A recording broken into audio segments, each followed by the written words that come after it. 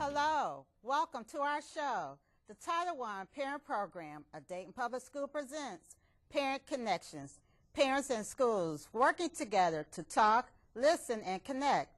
Thank you for tuning in. I would like to introduce our speaker, Ms. Jody Johnston-Powell.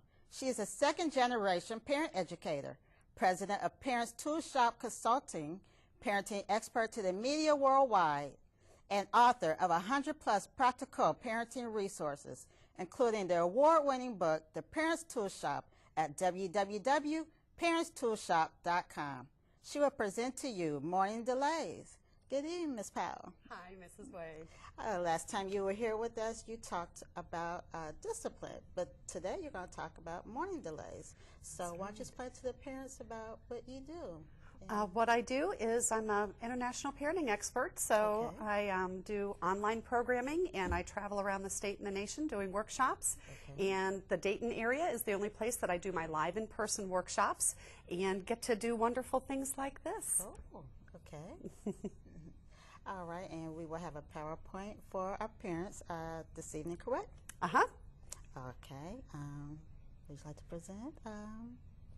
Because I know our issues we've been having with getting kids ready. So from time to time, the first person in the house wakes up. Where should they go? I mean, there's a lot of things that cause delay. What are some challenges where you help the parents today about morning delays? Well, there are quite a few things that can pop up from the Okay. time the alarm goes off, even before that, until you Right. actually get out the door. There's a lot of ways that things can get delayed. So there are really about 5 top problems that I want to make sure that we cover today. The first one, we'll kind of take them in the order that they usually happen, which is that kids are not waking up on time or they're too slow to get ready. Kids taking forever to get ready, whether or not they're dawdling, delaying, distracted, or even defiant. Finishing all their tasks like getting dressed and eating, brushing their teeth, losing or forgetting backpacks. I know that's a common one. So we'll talk about, whether it's their backpacks, homework, books, gloves, whatever item it is they're forgetting. We'll cover forgetting. And then last is getting them out the door on time, onto the bus on time, or to their ride, and what to do if they don't make it on time. Okay. All right, so say if a parent runs into a challenge that's not on your list, is there a way you can help parents to come solutions of their own? Yeah, sure, because there are a lot of different ways that things can go wrong, and these are 5 that we'll definitely cover in terms of if it's this problem, here's what to do. But what I'd really like for anyone who's listening to this and watching, whether they're in our audience or not, is to really be able to empower them to be able to think for themselves. If something wasn't on the list, that they'll be able to know how to figure out the solution for themselves. So what I'd actually like to do, because there can be a gazillion problems that can come up in the morning alone, and so what I'd actually like to do is to help parents recognize that every one of those gazillion issues will actually fit within one of 5 categories. So what I'd like to do is tell parents first off how they can recognize what type of problem it is that they're facing and what type of tool is best. And then we'll apply that system as we go through the 5 problems, but then if they run across something that doesn't fit with what I'm covering, then they'll be able to figure that out for themselves. So what I'd like to do is to kind of go through that system first. Whenever there's a problem, parents want to ask 2 questions, and the first question is, if there's a problem behavior, is that problem behavior unintentional or on purpose? And the P, we're going to kind of use some abbreviations. We're going to call it PU or PO behavior. P stands for problem behavior. The U stands for unintentional problem behavior. The O stands for on purpose. So parents want to ask the question, if it's unintentional, it would be problem behavior that's unintentional, PO, kind of like a stinky diaper. If it's problem behavior that's on purpose, that would be PO, because it really ticks us off. I'll say peeved off so that we keep it all G-rated. And that's just an easy way to remember. The way that you answer the question when a child's misbehaving is you ask yourself, to tell whether it's unintentional or on purpose, you ask, has this child, not someone else's, does this child, have they consistently shown that they've mastered the skills to behave appropriately? So that's the question that you ask. If you answer no, they have not consistently mastered the skill, then it's an unintentional misbehavior. And unintentional doesn't mean that we're excusing it away. It just helps explain what the cause of the misbehavior is. So what we'll want to do is, even though you may have told them a million times, a gazillion times, it doesn't necessarily mean that they really know how to do what it is that you're asking them to do. So there's 5 reasons why children might not have mastered the skill. The first one is immaturity or developmental stage. Probably by the time children are in 1st or 2nd grade. 1st or 2nd graders maybe might have some difficulty not knowing how to do all the tasks of getting ready for school. Usually by 3rd grade on up, usually children know how to do it. A personality trait would be something like they're easily distracted or they have a hard time making transitions. So going from one activity to the next might be, they might have a hard time making that transition. A medical condition could be anything as simple as minor as they're just slow wakers. They're really deep sleepers. It takes a long time for them to wake up. That's not a medical problem, but it's a physical that's influencing their behavior, all the way to something that may be an actual diagnosed medical condition like ADHD. An accident would be something like, oops, they forgot their homework. And lack of information or skills is just they really don't know how. No one's really taken the time to show them, or they have and they haven't mastered the skill. So when parents aren't sure if it's unintentional or on purpose, they should assume that the child doesn't know any better and take the time to teach skills. If they just react to unintentional misbehavior, then actually children can kind of get a payoff from that, the extra attention, the extra, and it can actually turn into on-purpose misbehavior. So that's what parents want to do. In order to redirect unintentional misbehavior, I already mentioned teaching skills. Parents can also ignore the behavior if it's not dangerous. I don't know that for morning delays that would be a particularly good skill. It is one of your skills. Another option is to offer an acceptable alternative. So say they're a slow waker and they haven't had time to eat a full meal, offering them an alternative healthy snack, you know, maybe a granola bar or something instead of the full oatmeal meal or whatever might be something. Using distraction is really helpful in the morning because if kids are getting ready and they kind of lose track of what they're doing, they're getting distracted, just getting them back on task can be helpful. Environmental engineering is where you control the situation instead of trying to control the child. An example of that are things like making sure that clothes, backpacks, homework, all of those things are easily accessible to children so they can do things on their own. And then the last one is to target these PU behaviors and to apply, we're going to be talking about the effective response formula. There's a lot of things that children need to learn to be able to get ready by themselves in the morning. So don't try to teach them all at once. Try to pick kind of the top skills that they really need to be able to learn and then focus on those. If children have consistently shown that they've mastered the skill, then it's on purpose. And so then we ask another set of questions, which is, how do we know what the purpose is? Because ideally what we want to do is children are using misbehavior to try to meet that purpose. We want to show them how to use positive behavior to meet that purpose. So the way that parents can identify is that they're going to look for some clues in the situation. The first clue is actually how they feel, how the parent feels when the child misbehaves that way. And their feelings will be different based on what type of goal it is. And we're going to I'll tell them exactly how to know what to tell how they're feeling. Good. So first, how do they feel and what are they tempted to do? Because usually most parents are going to kind of feel like they're really tempted to give a gut reaction. Now they don't want to give the gut reaction because that will usually escalate the situation or even accidentally give the kid a payoff. What they want to do is just recognize what they feel like doing but not act on it because that's one of the clues. So the 2 clues are how they feel and what they feel like doing.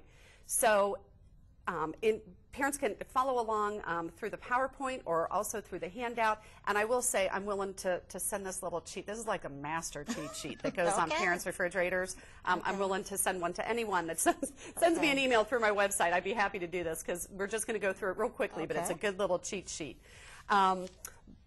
We've got the 5 types of misbehavior then. What we have is when you ask that second question, if it's on purpose, what's the purpose? It's really a multiple choice answer. There's only 4 possible answers. They're either trying to get attention, power, get revenge, or they're so discouraged that they've given up.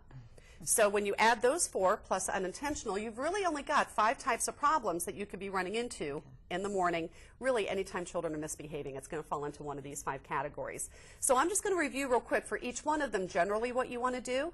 Then we'll go into some of the specific problems, and you'll see how those problems fit into these categories and how we apply these skills in a direct way. So if you want to look at the table, the first line is if it's unintentional misbehavior, you'll know because the child has not mastered the skill. You want to avoid reacting or punishing children for it without any kind of teaching. And back when we were talking about discipline, we talked about the difference between punishment and discipline is that discipline teaches and punishment doesn't usually teach, it just makes children suffer so they're not learning anything from it.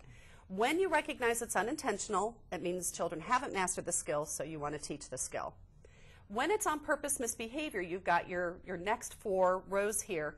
If it's for attention, parents are going to feel really annoyed, irritated. They may even feel like their personal space is violated. You know, it's kind of the mom, mom, mom, you know, the nagging kind of thing. What we want to do is to avoid stopping, reminding, Sherry, don't, quit, leave me alone. Every time we stop and pay attention to that, we're actually giving a payoff. The other thing that we want to avoid is only ignoring, and I specify the word only, because a lot of parents have been told to ignore attention-seeking behavior, but I take polls on parents all the time. I've been doing this 30 years, tens of thousands of parents, and I ask parents, what happens when you try to ignore attention-seeking behavior? And they all say it doesn't work. It gets worse. And they're correct. That's exactly what happens. So you've got to do one thing before you ignore, and that is stop, and in one sentence, you got to do it once, because if you do anything more, it's just going to give more attention to the child. You stop once, tell the child how they can get attention in a positive way, and that doesn't mean go away. It means, how about if, you know, if you bring this to me or whatever. You give attention in a way that helps them feel as though they're important or they belong or that what they need is important. And then stop once, tell them how to get that attention in a positive way. Then if you ignore them, the behavior, not the child, when you ignore that behavior, then they're going to know what they need to do to get attention in a positive way. So then that's what usually will work. If a child is misbehaving on purpose and the goal is power, parents are going to feel as though the child is challenging their authority. It's more of a I won't do that kind of a feeling and a behavior. A lot of times what parents are tempted to do is to argue, fight, put their foot down, and that usually escalates into a big full-blown power struggle. The other thing they'll be tempted to do is to just say, okay, fine, I don't want to argue about this, and just give in. And that's a payoff. That means the power struggle worked, and so children are going to do that more often to get their way. So what parents want to do instead is figure out what their bottom line is. For example, bottom line is you need to be fed and dressed and ready to go at a certain time, in this case. And then within that bottom line, they can offer choices to the child. So bottom line is that you do need to be dressed, according to dress code. Now they have choices for what that might be. Or you do need to eat something healthy before you leave. That could be a full-blown meal. That could be maybe something that's a little bit smaller or quicker to eat. So those would be some examples of choices within limits as it relates to warning delays. The third type of intentional misbehavior is revenge.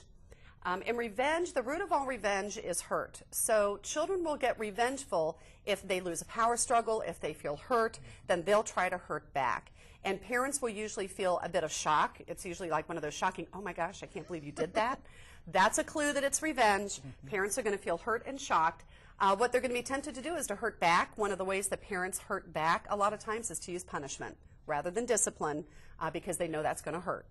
And we're not talking necessarily physical punishment, but even, you know, guilt trips and that kind of thing.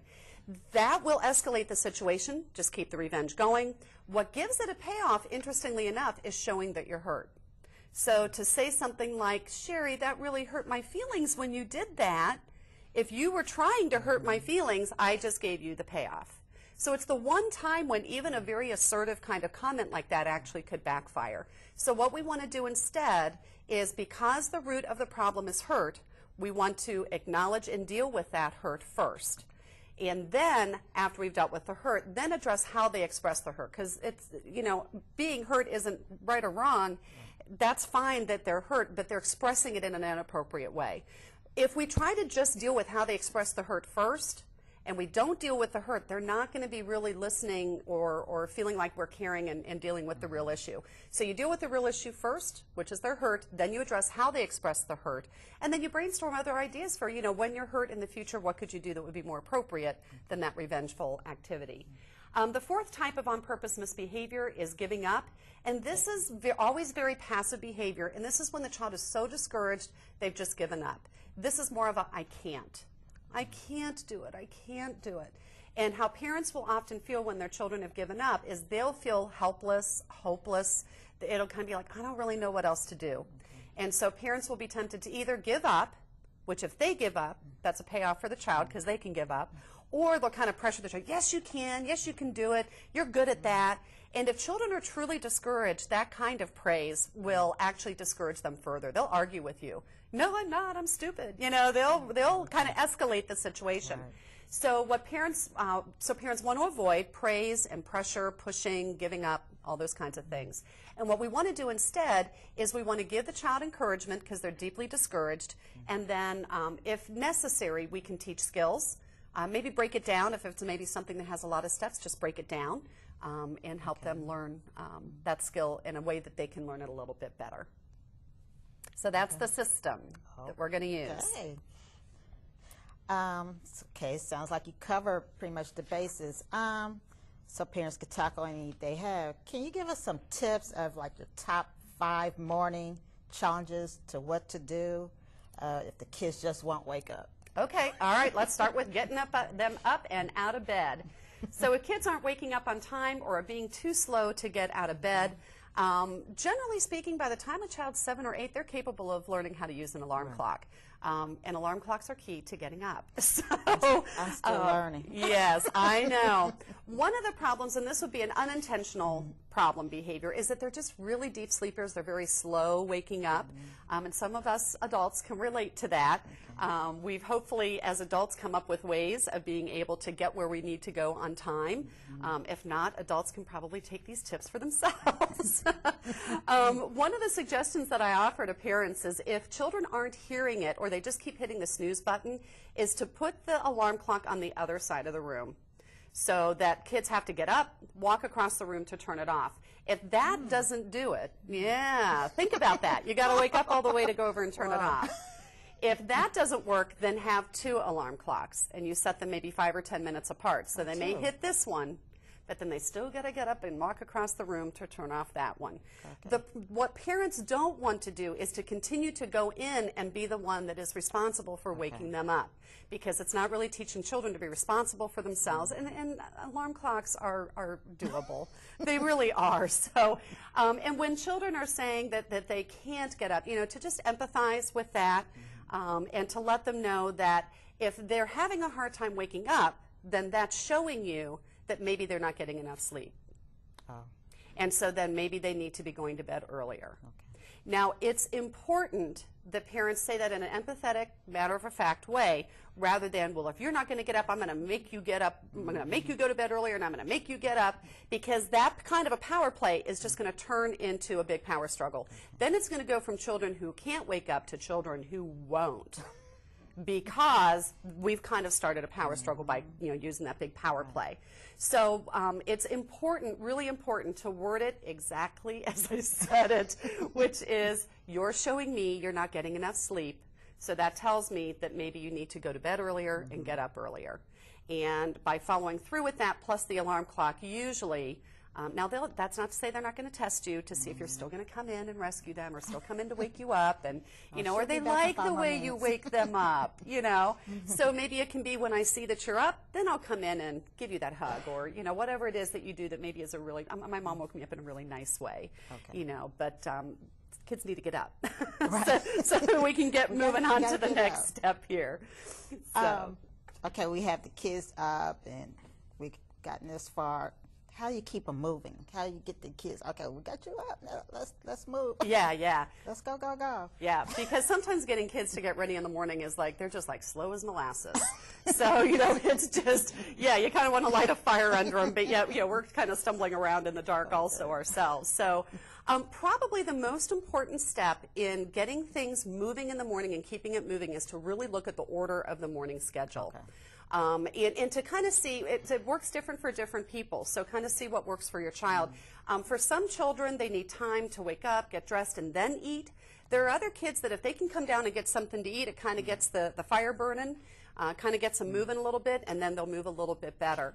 Another thing in terms of routine is think about if there's anything that you can do the night before that might cut down on how much has to be done in the morning. And usually laying out clothes, getting backpacks, homework, you know, the night before, getting those all laid out. Those are usually things that are very helpful. The other important thing about switching around the routine is that you're going to see as we get further into the response process that you want to arrange the morning so that if they don't do something, the natural consequence is that it doesn't get done. So if you order it so that they get dressed before they eat, that's usually a good idea, because kids can always go to school hungry, but they can't go naked. So just rearranging that order so that when the time comes and parents follow through and say, well, you're not ready, I guess you'll need to grab something quick to eat instead, or maybe go without food. It's only one day. And I guarantee, you know, if kids have to follow through with feeling hungry for a day, they're not going to die. They may get a few, you know, cents from the school to maybe pay for lunch, but then when they come home at night, problem solving in the morning doesn't usually work real well. We're going to talk about problem solving, but you just don't have time in the morning to do it. If that happens, then parents after school or after dinner can sit down and say, okay, this has been a problem, you know, what can you do to remember your homework, or what can you do to get ready on time so that you can eat and get out that door on time. So the one thing I will say is that if you swap out and let kids skip their breakfast and have something quick, make sure it's not something like a Pop-Tart or something really sugary, because then it actually becomes a reward. That, well, if I don't have time to eat, then I can eat something junky, and so then it can kind of turn into on-purpose misbehavior, that they'll do that on purpose just so they can get the junky food for breakfast. It's funny that you mentioned, well, my mother did a list, because my mother worked third shift and my father was first shift. So she made a list, you know, make sure my hair was combed in, well taken care of, had a list. Put on my uniform, had my breakfast. Not that I'm saying that fathers cannot do the job, but I was you know, the mother made sure everything was taken care of in the morning time. So that's when you mentioned that. Yeah, and initially it is up to parents to teach their children. But then there's this transition phase of, okay, I'm teaching you, but now I need to let you use those skills and start being responsible for yourself. And that's what taught me. Yeah. So, yeah. So when children, I have a second part here. So now we have the part where it's more that they're just dawdling and delaying. It's not that they're having a hard time waking up. They're moving in slow motion. Again, the earlier wake up time can be helpful. Again, you know, that same, we can tell them it's fine if you want to move at a slower pace. That's fine, but you've just got to get up earlier if you choose to do that. And again, using the language of choice is really important. Again, we don't want to say, you know, if you're not going to do this, then, you know, I'm going to make you, you know, go to bed early. But just listen to your body and respect it and accommodate it. To help children know what's next, there's a couple things that parents can do. One is to offer choices for the next step. It's time for you to get on your clothes. Which do you want to put on first, your pants or your shirt? It's time for you to get breakfast. Which do you want, this or that? If children want to play, then they've got to be ready. This is grandma's rule, work before play. If you want to, don't use TV and video games as a bribe or a reward to get them to get ready. It's just a simple, we work before we play. We do homework before we go out. We get ready before we watch TV or whatever in the morning. Also have the child create self-reminder lists. Your example is really good, because a lot of times the parents are the ones that kind of keep track of everything that needs to happen, and then they remind the child every time, now it's time to do this, now it's time to do that. Eventually what we want is for children to be remembering that on their own. So there's a couple ways of doing reminder lists. If you have a younger child who is still learning to read, just pictures of what they've got to do is fine. For children who can read and write, writing a list. And we're not talking about a reward chart where, well, if you do this, I'm going to give you something. These are responsibilities. They're not, it's not, do you get paid for getting dressed in the morning? Do you get paid for, yes, you get paid if you go to work on time. But this is different. You don't want it to be a bribe and reward kind of a situation. That's not a road parents want to go down, because they're just going to get kind of addicted to all of that. What they want to do instead is have the child help create a reminder chart of, so what is it that you need to do before you get out the door? Make sure they know how to do those things, and then they can check it off, or they can just kind of look at their chart, what comes next. And that way, if they say, what am I supposed to, what am I supposed to be, you can just say, look at your chart, what are you supposed to be doing next? And can ask a question of that. The other thing that parents can do is to help children transition. Sometimes the kids will just not quite know what to do next. So saying things like, we've got just a few more minutes until we're going to have to leave, or about 5 more minutes and then you need to be dressed and come down for breakfast. Just some little like time warnings, and I don't mean warnings, I just mean, heads up, another 3 to 5 minutes and then you need to be, and tell them where they need to go and what it is that they need to be doing. Now, if we have a child, say we have the child, prepared and ready, but what about the child that just won't get up, just defiant, just doesn't want to get up? Yeah, and that I won't get up is a sign that that is intentional misbehavior. It's on purpose. And if you think about how do we feel like our authority is being challenged. So that gives a clue that the goal is power. The best tool to prevent and stop power struggles is choices, which I've already kind of shared you. Here's your bottom line. Here's the choices that you can do within it. You want to focus on how they get something done or when they get it done. Don't even argue if it's going to get done. It's a given. It needs to get done. How can you get that done, or when? What order? When can you get that done? Or maybe even the night before. So the key is to offer a choice, and then maybe reveal the consequence. If you choose not to be ready in time for breakfast, then you may be going to school hungry. Just to reveal that, and then disengage. So the problem with a lot of power struggles is that we stay engaged, and then we spend our whole morning in a power struggle and arguing about stuff, and nobody's getting ready, including me, and I got to get to work on time too. Right. So you want to reveal choices, or offer choices, reveal consequences, and then disengage from the power struggle.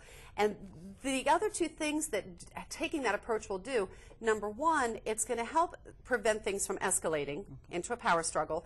And what you often get there are these big drama performances. I can, and you won't let me, and then we're spending all that time trying to get them to calm down so they'll go back to getting ready in the morning. So that's one thing. The other thing that it helps prevent is us getting in that bad guy role. And nobody wants to start the morning with a power struggle and getting into fights and arguments. So, if children can recognize this is their responsibility and we're going to hold them accountable, we're going to do our role, which is to teach them skills, but then they need to be responsible for that. Children do feel good when they behave well. They actually want to do that. So if we're in this whole bad guy role thing, it just keeps all the focus on this whole power struggle thing, which we really want to break that cycle. So it's important for parents to just follow through with that choices, consequence, disengage in a very matter-of-fact way. I'm not doing this to you. If you choose not to get ready, I'll know that you are wanting to go without breakfast. Just very matter-of-fact, so that we're not kind of getting into that whole mean, bad guy power struggle, fighting all morning kind of a thing.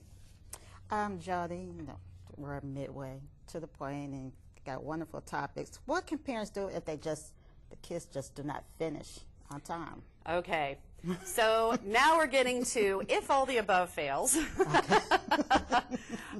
For the remaining issues that we have, you've really got to figure out if it's unintentional or on purpose, because it's either that they don't know any better or they're being defiant. So in terms of not finishing all the tasks, some of the things we talked about earlier, getting up earlier, changing the order of the routine, the reminder charts, choices, all of those are really good for tasks that need to be done that day. In terms of revealing the consequences for not being ready on time, if you want to look at the PowerPoint or the handout, let's take a look at each of the various options if they don't get done, what parents can do. The first one is if they decided, and notice I still word it, if they decided not to get dressed, okay, then all the way, then here's a couple of consequences that there could be. They may have mismatched clothes. They might have inappropriate clothes and get in trouble for dress code violations, rather than getting into power struggles and arguing over that. They might not be dressed for the weather, and they might be too cold or too hot, or they might get wet if they don't take their umbrella or whatever. Number two, if they decide not to get ready in time to eat, then they're going to go to school hungry that day. And again, you're offering food. You're not depriving them of food. They're choosing not to be ready on time to eat that. If they decide not to brush their teeth, then they can just not have sweets that day or until they come home. And they might get comments from their peers about how bad their breath stinks. Now, some kids that doesn't faze them at all. Some kids are too young to care. But, you know, bad BO, body odor, and bad breath, certainly by the time there's middle school and high school, you know, man, you know, they're going to start getting some comments. The hygiene. So, yes. So those are some things. Now, if you're concerned, you know, about comments like, allow them to dress inappropriate and they may get in trouble with the dress code. What I encourage parents to do is to talk to the teacher or talk to the school and say, this has been a problem. I really want to be able to follow through with this. Don't be surprised if they come, you know, dressed inappropriately. This is my plan. Can I have your support on this, that you understand? And if it gets to be an ongoing problem, I will talk to you more. But I'd like to try this approach because I think if they just experience the consequences, they're likely to change. And usually if you approach teachers, you know, from a standpoint of teamwork, you know, can you support me on this? I'm going to support you in the classroom if you can support something I'm doing at home. And just to let them in so that they aren't thinking, oh my gosh, this parent doesn't care. They're letting their kid dress like this. But some parents just, it's not that they don't care, they just, some just don't know, you know, parenting skills, they just don't understand or what to do. Yeah, and that can be helpful if the child has shown that they're capable, or that the parent has shown that they're capable of their child dressing appropriately. That tells the teacher that the parent does know what's appropriate. And so I think if the parent approaches the teacher and says, hey, this has been a problem, don't be surprised if you see, then I think that the teacher's going to be more understanding of that. Whereas if it's an ongoing problem, then the teacher actually, I do teachers tool shop where I teach teachers all these tools too, you know, for the classroom. But for teachers tool shop, it would be if you see a parent who is, their child has repeatedly come to school dressed inappropriately, you need to figure out for the parent, does the parent not know any better and not have the skills to know how to help their children, you know, get dressed and all that, or do they just not care? You know, which would be more on purpose. So all the tools apply with children and adults, but and to all different kinds of situations, but we're just zooming in on the kids in the morning for today. What about the child that constantly forgets the backpack, the lunches, the homework? What do we do? Yeah, that can be really, really frustrating. From a prevention standpoint, whatever it is that they're forgetting, those are good things to try to do the night before. Right. So get the homework together, get the backpacks together, get the lunches already made, get the clothes laid out. Make sure that they're easy to find so the kids know where to find their homework, where to find their backpacks, and that everything's already in there. That can go a long way. If they forget, then it's kind of natural consequences. If they forget their lunch, then they're going to go without lunch and be hungry that day. If they forget their backpack and homework, then they may get a 0 on whatever that homework assignment is, and just allowing them to face those consequences. Now, what will often happen is when you follow through with these consequences, sometimes you get a big drama performance again.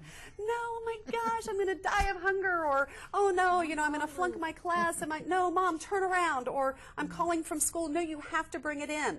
And what if you're still getting out the door and they just can't find it, you know, you're kind of getting late because they're running around looking for the lost whatever. In those cases, empathize, you know, as you're, you know, kind of putting your hand on their back and escorting them out the door. You can empathize a little bit more in the car. If they're not too upset, you could do some problem solving in the car. What could you do tomorrow to remember that?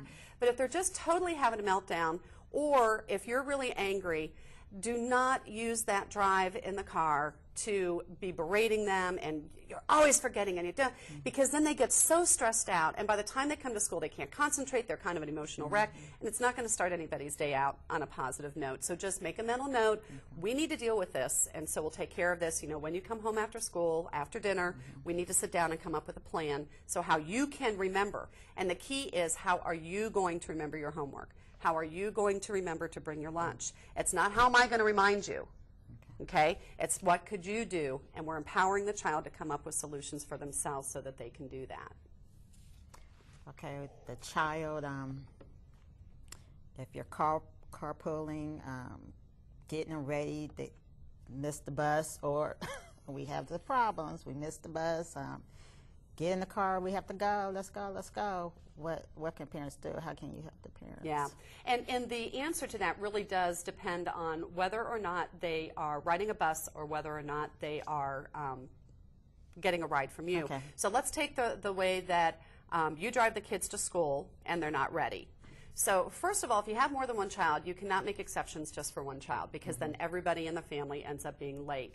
They can eat in the car, they can put their shoes on in the car, they may be able to get missing items into their backpack. There's some things that they can do in the car. The natural consequence is that when it's time to walk out the door, they need to walk out with whatever they have ready. And then we just reveal that they're going to experience the consequence of that. And again, we want to follow through without saying, I told you so. That's the hardest part of that. I told you if you didn't, da, da, da. But that's the hardest part, because as soon as we say, well, I told you so, and I da-da-da-da, we're starting to nag, we're starting to lecture, and it's taking the lesson away from the child of being matter of fact. I know that's frustrating that you did. Maybe when you get home we can figure out a way that you can remember that. That's really being constructive and working towards a solution rather than just berating the child, you know, the whole way there. Now, if the kids, you have more than one, are arguing over what seat to sit in, and they're standing outside the car arguing, and this is taking forever, what you want to do with that is, first of all, have not at that moment. At that moment, nobody sits in the front seat. When you get home, they need to sit down and they need to come up with a rotation plan that all of them, I won't say both, could be more than one, that all of them can agree to. You really want them to be coming up with a plan, and most school-age children are capable of doing that. You can help facilitate that, kind of mediating that conversation so that it's a fair agreement, but you don't want to step in and solve it for them, because then you're going to be constantly refereeing that and you're constantly in that. They need to learn how to work this out for themselves. So until they work it out, nobody sits in the front seat. And then hopefully you don't get into that. That gets into a whole nother workshop on siblings. You know, if they're, you know, he's touching me and all that kind of stuff. It's kind of a whole nother workshop. But bottom line is it involves sibling mediation that you can do with those situations. Now, what to do in a situation, chronic lateness, that becomes a truancy problem? Oh, good. Oh, and actually I think I forgot to talk about buses. Oh. So, yeah, my fault. My bad. Okay, so we got the car. So let's just cover buses a little bit, because that's probably going to be a big problem for parents also. If they miss the bus and you have to drive them, then automatically they've decided to get up earlier the next day because they need more time. Again, remember to use that language. You're showing me you need more time. I'll know that you've decided. If you do end up driving them, then you want to institute what I call a 3-strike policy, which is only 3 times a school year will I deliver homework, deliver a lunch, or drive you to school. And the first time you just do it, you take them or you deliver it, and then when they get home, you say, so what could you do differently? And we've already talked about how that conversation would go. The second time you take it to them and you reveal to them, you remind them you've only got one more time that I'm going to deliver this or take you there. The third time, then you're going to reveal the consequence if there's a next time. This is your last time, and then you reveal the consequence of what it will be. The fourth time, you simply follow through with the consequence. They will either have to get along without what they forgot. If you have to drive them to school, then you've got a couple of options. They can pay you a taxi fee. They don't have to pay in money. They can pay you in chores. They can trade a chore for you. They may owe you that much time in chores. If you have to drive them, and that's not normally the way that they get to school, then that means that you could end up being late. And they need to understand that as a consequence if you have to go to work. So there are ways that you can trade. And that payment is going to be in addition to getting to bed earlier and getting up earlier. So generally speaking, the parents who have used this and they use all the tools and they follow through consistency, it's very rare that kids will go beyond about the second time. Most of them don't want to use up their 3rd strike. So, and again, it's not, you don't want to handle this in a, well, if you do this again, I'm going to, and you're going to have to, but you really need to be matter of fact. I'm going to do this, but this needs to end, you know, and just very matter of fact in the way that we present them. That kind of goes back to our discipline. Okay. We'll refer them back to that TV show about how to do discipline respectfully. So now I will answer your question about truancy. Yes. Okay. So truancy, if this really becomes a problem, here's the thing about truancy. Everything that we've talked about so far are what I would call kind of normal, typical, common problems that parents can experience in the morning time. When you have a child who's chronically truant, it's really a symptom of something else. Something else is going on. And so the first thing is that you've really got to figure out what is the core issue of the truancy. And there's a couple that I was able to think of. Number one, they may be bored with school, which is power. The goal of that is power. They want to have some control over what they do with their day, and they don't want to spend it being bored. They're getting bullied. Maybe they're afraid to go to school because they're being bullied, or maybe there's a teacher they don't like, or a friend another child they don't like. So that's that very discouraged. They've just given up. They don't want to go back. So go back to the table, that we did, and kind of address it that way. Maybe they're failing and they're so far behind they think they can't catch up. Again, that would be on purpose for giving up. They don't understand the material, which again, they're so discouraged that they're giving up. You can see a lot of the truancy issues are actually deep, deep discouragement, and children have just given up. They could be rebelling against authority. That is power. That is, you can't make me. This is one thing I can, you may drop me off, but I don't have to go in. So again, bottom line, choices within limits. And there could be other reasons. These were just some as I was kind of brainstorming off the top of my head. What you want to do is to really listen to the child. Stop with all the lecturing and the berating, because if they're discouraged, they're just going to get more discouraged. Right. It's really important to listen to children and what is it? Describe for me when you go to school, how do you feel and where's that coming from? Because that's what's going to reveal what that core issue is. That core issue is what needs to be solved. So parents want to do some brainstorming with the child about how can we solve that problem. Truancy is just a symptom of that. So if all you do is just try to make them go to school and send them to truancy court and this and that, and you never address the real issue that's causing the truancy, chances are you're not going to get a very lasting solution. If you can resolve what the core issue is, then usually the truancy just goes away, because it's really just a symptom of what that problem is. And obviously, if all of that fails, maybe encouraging them to talk to a school counselor, somebody maybe who can help get at what that issue is.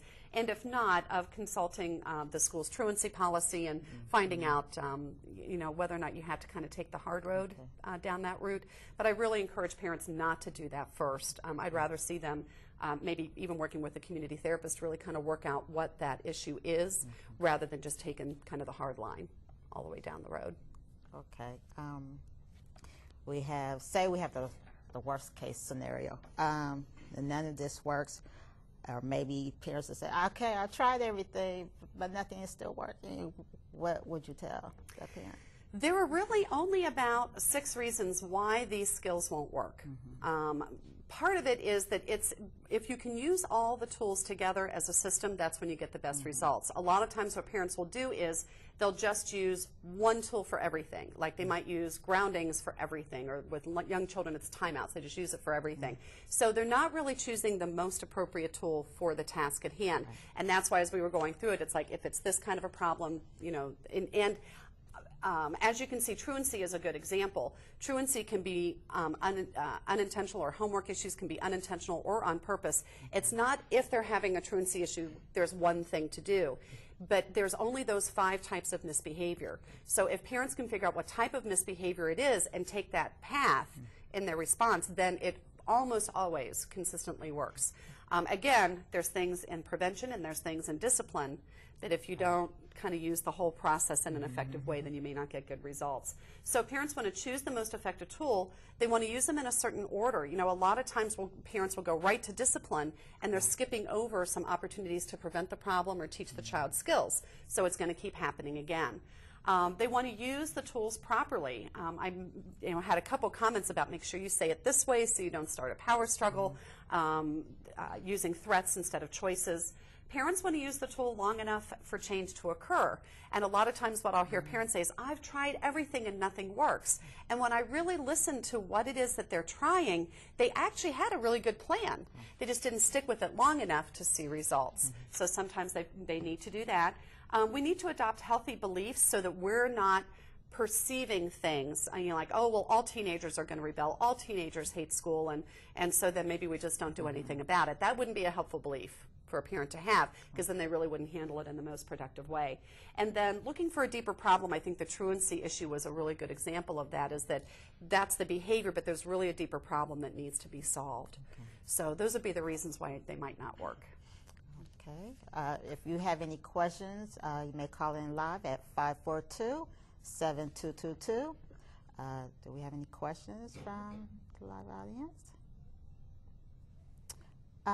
Jody, could you explain to parents if they want to contact you or if they have some information Sure. they might have for you? Sure. I encourage everybody to go to parentstoolshop.com. There are a ton of free articles. Some of these topics that we talked about are in free articles. There's teleseminars. In fact, there's a teleseminar on morning delays and other kinds of issues. The Parents Tool Shop book is there. And then I also do, like I said, the Dayton area is the only place I do live local classes. Where they can learn the full system and all of the tools. And I do have a couple of those classes coming up. There's a lunchtime series that's going to be at the base starting on the 26th. And that will be just from noon to 1.